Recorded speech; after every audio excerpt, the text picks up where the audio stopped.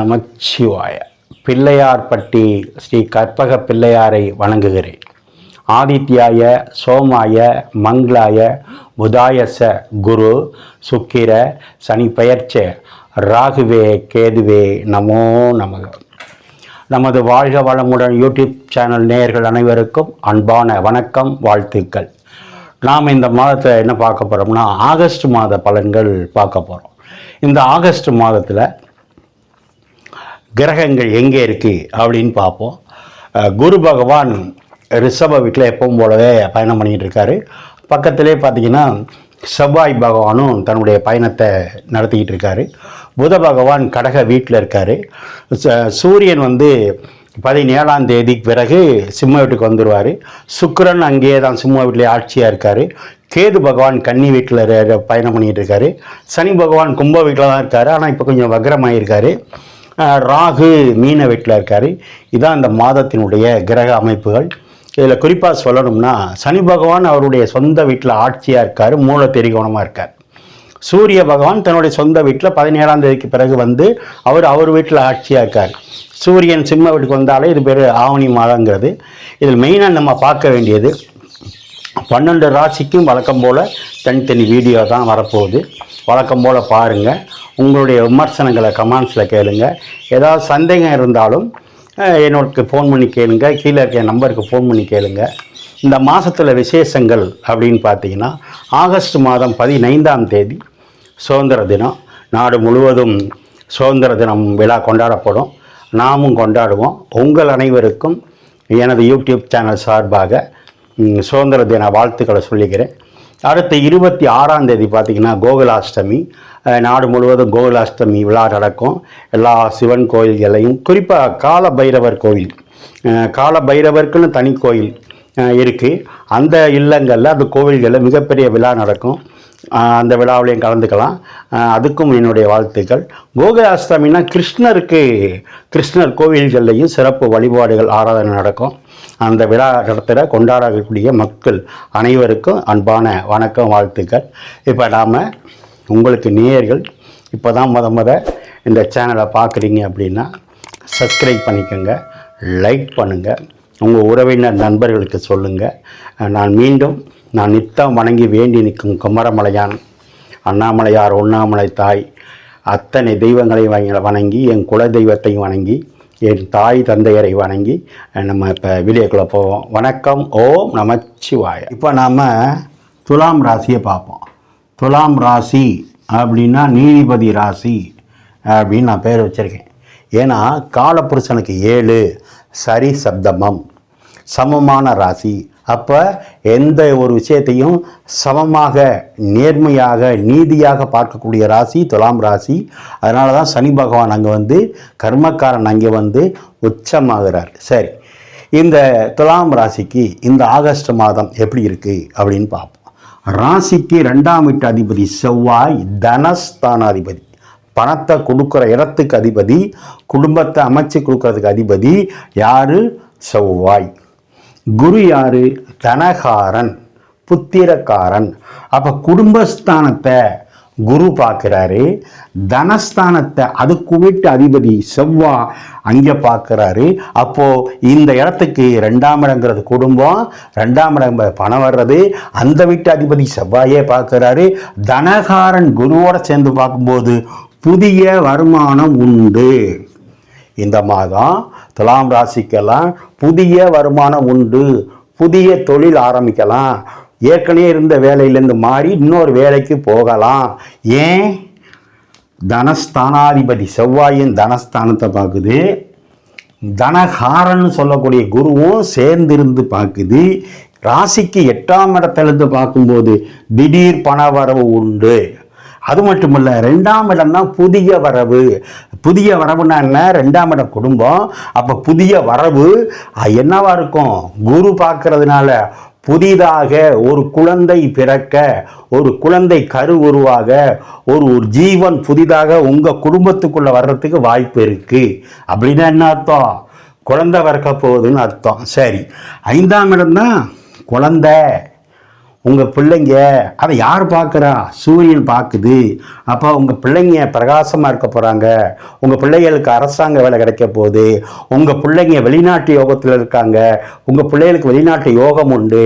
உங்களுக்கு பிள்ளைங்களுக்கு 7ல் சூரியன் இருக்கும்போது பிரகாசம், வெளிச்சம். உங்கள் பிள்ளைங்க விளையாட்டு போட்டியில் இருந்தால் அரசாங்கத்தினால மதிப்பு உண்டாகும். அரசாங்கத்தினால பரிசுகள் கிடைக்கும். சூரியன்னா அரசாங்கம், சனின்னா ஜீவனக்காரன். ஜீவனக்காரன் சூரியன் பார்க்கும்போது அரசாங்க வேலை உங்களுக்கோ உங்கள் பிள்ளைகளுக்கோ கிடைக்கும். 5ஆம் இடம் பதவி உயர்வு. அந்த இடத்த சூரியனே பார்க்கும்போது யாராவது ஒரு சிலர் அரசில் இருந்தா, அரசாங்கத்தில் இருந்தா, அல்லது அரசியலில் இருந்தா, அல்லது மின்சாரத்துறையில் இருந்தா இந்த மாதம் பதவி உயர்வு உண்டு. அது மட்டும் இல்லை சார், உங்கள் ராசி சுக்கிரன் அவருக்கு 11ல் லாபத்தில் இருக்கு. யாரோட சேர்ந்திருக்கு? லாபாதிபதியோடு சேர்ந்திருக்கு. நீங்கள் எடுத்து வைக்கிற ஒவ்வொரு அடியும் லாபமாக இருக்கும். என்ன வேலை பார்த்தாலும் 11ஆம் இடம் என்பது 2வது ப்ரமோஷனை சொல்கிறது. 5ஆம் இடம் என்பது முதல் பதவி உயர்வை சொல்கிறது. அதை சூரியன் பார்க்குது. அப்போ அரசாங்கத்தில் இருக்கிறவங்க, அரசியலில் இருக்கிறவங்களுக்கு ப்ரமோஷன் உண்டு. ஒன்றிய செயலாளர், மாவட்ட செயலாளர் வரலாம், எம்எல்ஏ மந்திரியாக வரலாம், அல்லது அரசு அதிகாரி, அரசு ஆசிரியர்களாக இருந்தால் ப்ரமோஷன் பதவி உயர்வு உண்டு. அடுத்து பார்த்தீங்கன்னா 6ஆம் இடத்துல இருக்கிற ராகு அற்புதமான யோகத்தை கொடுத்துக்கிட்டு இருக்கார்.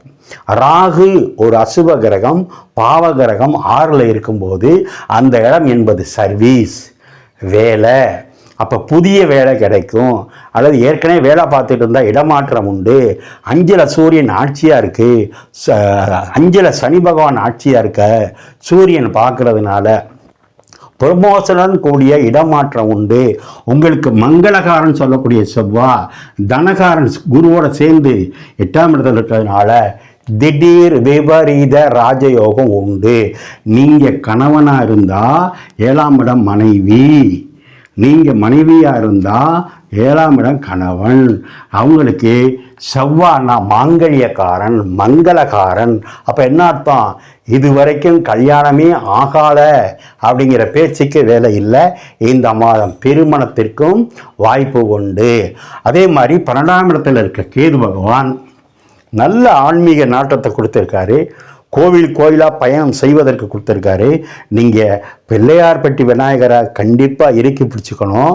உங்களுக்கு அதை விட சிறப்பு, 9ஆம் இடம் என்பது புதன் பாக்கியஸ்தானம், அது 10ல் இருக்குது. 9னா அப்பா, 9னா பாக்கியம், 9னா குரு உபதேசம், 9னா தூர பயணம், 9னா 3வது டிகிரி படிக்கிறது. அதுக்குள்ள புதன், பொதுவாகவே புதன் கல்விக்குள்ள கிரகம். அப்போ தூரமாக சென்று 2வது டிகிரியோ 3வது டிகிரியோ படிக்க வாய்ப்பு இருக்குது. 9ஆம் இடம் அப்பான்னு சொன்னேன், அதுக்குள்ள கிரகம் புதன் 10ல் இருக்குது. அப்போ அப்பா தொழிலை நீங்கள் பார்க்கலாம். அப்பா உங்கள் தொழிலுக்கு உதவி பண்ணுவார். சூரியன்னா அப்பா, அது லாபத்தில் இருக்குது. ஆக இந்த குடும்பமே, துலாம் ராசிக்காரங்க குடும்பமே இந்த மாதம் சிறப்பாக இருக்கும். அது ஆவணி மாதம்னா துலாம் ராசிக்கு லாப மாதம். ஆவணி லாப மாதம். அங்கே யார் இருக்கா? ராசிநாதனே லாபத்தில் இருக்காரு, அப்பாவோட சேர்ந்து இருக்காரு. 11ஆம் இடம்னா அண்ணே, 11ஆம் இடம்னா சித்தப்பா. அப்போ உங்கள் அண்ணே வலுவாக இருக்காரு. சூரியன் அப்பா, உங்கள் அப்பா நல்லா இருக்காரு. சுக்கிரன்னா உங்களுக்கு ராசிநாதன், நீங்கள் வலுவாக இருக்கீங்க.